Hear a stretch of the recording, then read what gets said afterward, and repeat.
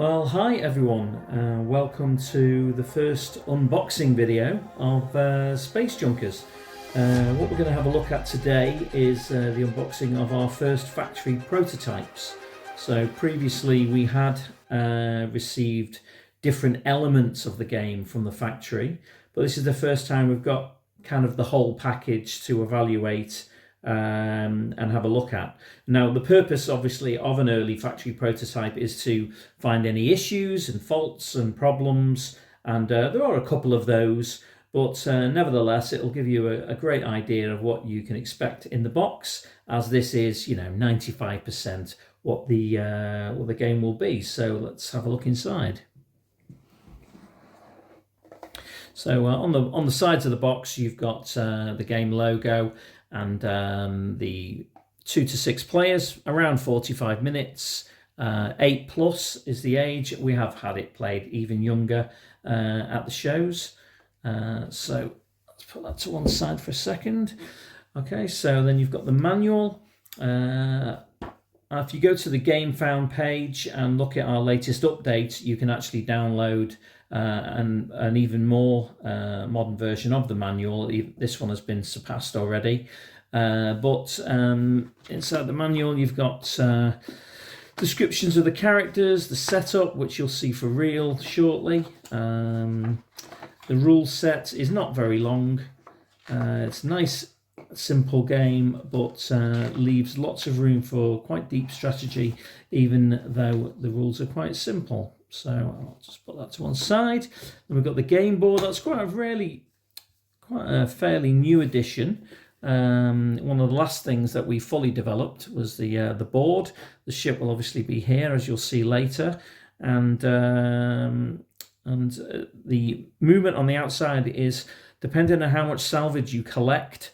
You move your token around the outside, and then the person with the least salvage always goes first to kind of balance things up and keep play nice and tight. So inside the box, obviously the full retail and Game Found launched version, things will be bagged individually properly, but for the purposes of today, this is what we've got here. So you've got, of course, the ship. So you've got deck, what is that? That is deck 2. So you got the shuttle bay there out the back, and that's deck 2. Deck 1, of course, engineering, and the dreaded nest, where our unwelcome visitor begins the game. And we've got our player boards. Now these are really great quality player boards, quite thick and solid, and they will actually be double this thickness, because we're going to double layer the player boards in the final version. So your cubes that you place inside these squares will be nice and nestled and not move at all if the table were to be knocked or anything like that. So we've got Rick Falcon, Lieutenant Ridley, Nyota, Ribbit, Fupo, and Tabak Jar. There we go. That's those guys. And of course, deck 3, you have the bridge and a transport room. And yeah, that's deck 3. Folds away like that nicely. These are the supports for the ship. 4 supports, that's all for the ship. And these are the 2 elevator tubes, or multi-lift tubes as we call them in the game. And there's a little magic space there to insert a ball light. So these commonly found ball lights, you can get them at any party shop. They usually go into balloons, I think. They will sit nicely in the light in the top there, whatever colour you want, and you can illuminate the ship. If you're playing in the evening or something, you won't necessarily get the full effect today. But if you're playing in the evening, it illuminates the multi-lift tubes, and they look really, really great. So that is those. And now we'll have a look at the cards. So, of course, you've got mission cards, which you'll earn extra points for completing your mission if you manage to do that during the game. And that's those. And then we have the event cards, all the kind of things that you don't want to happen to you.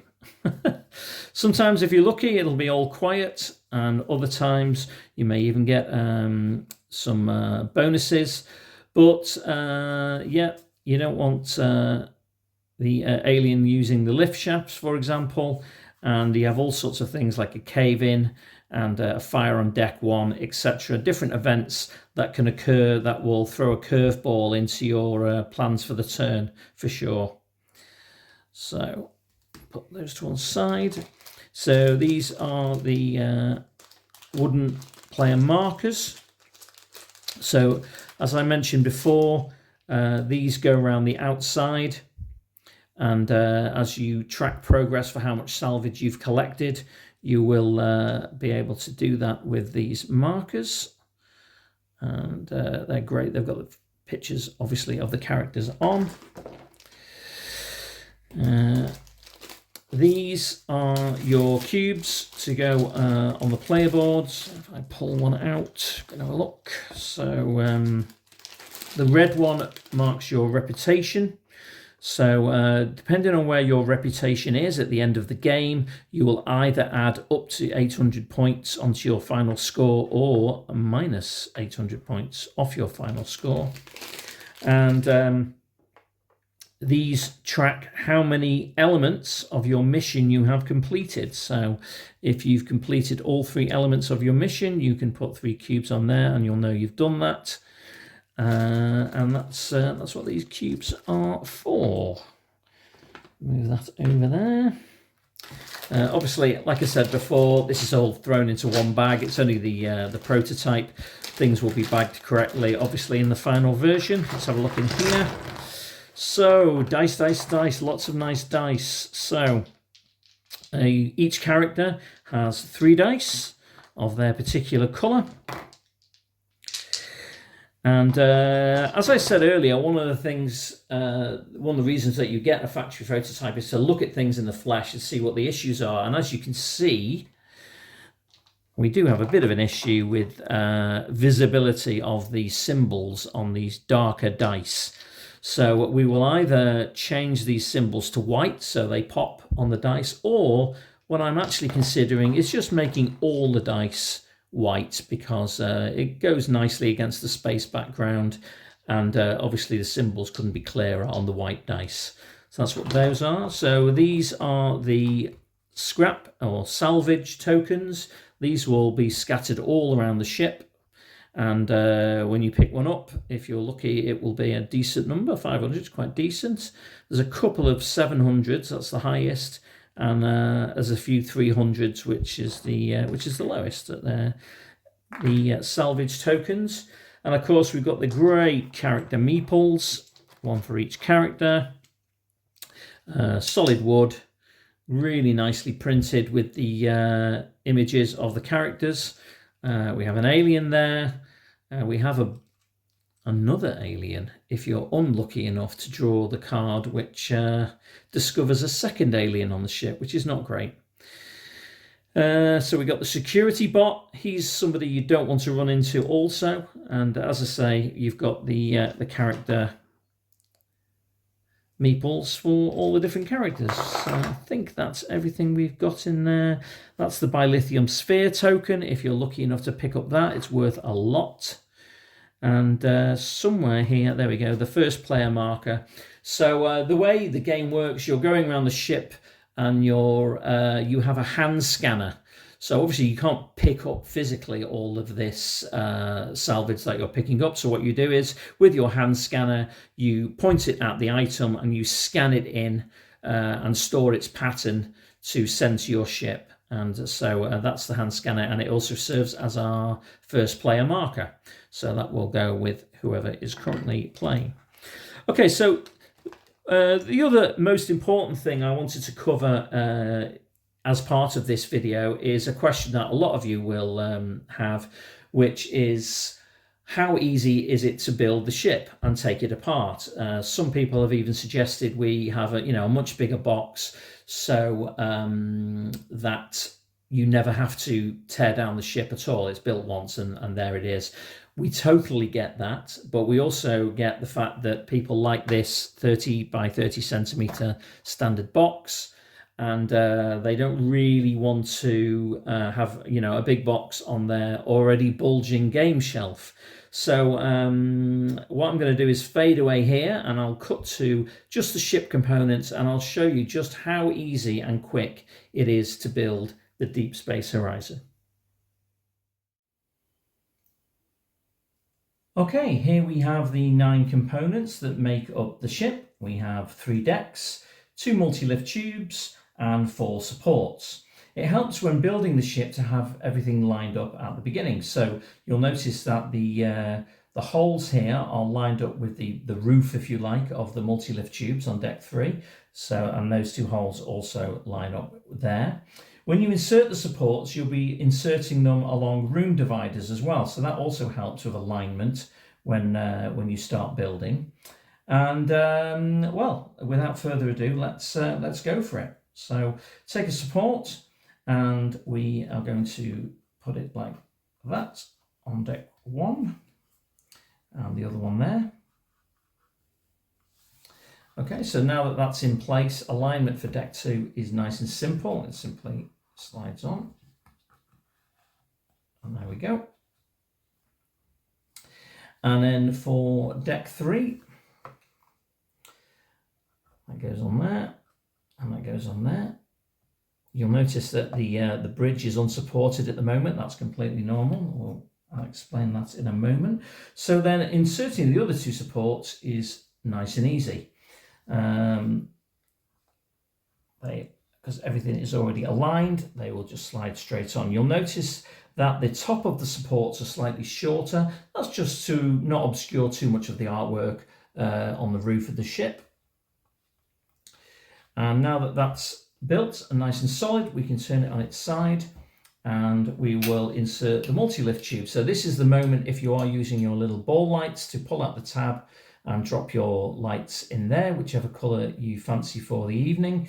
And we just insert these through there.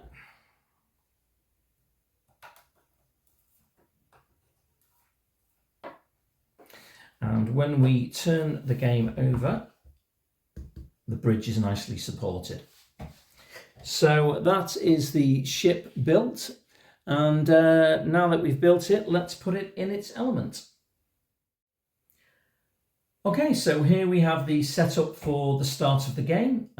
We have our 2 characters laid out here. Obviously, it's a game for up to 6, so normally you would have characters all around the board, but for the purposes of this video, I've just set up 2.